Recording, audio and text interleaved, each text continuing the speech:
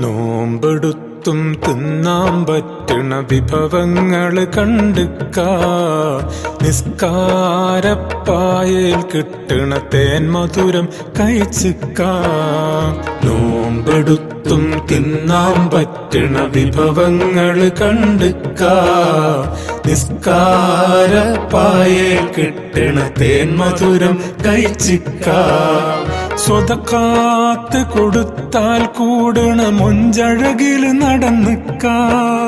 സ്വതക്കാത്ത് കൊടുത്താൽ കൂടണ മൊഞ്ചഴകില് നടന്നിക്കാ.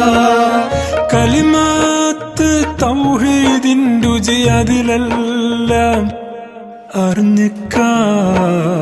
നോമ്പെടുത്തും തിന്നാൻ പറ്റണ വിഭവങ്ങള് കണ്ടുക്കാ.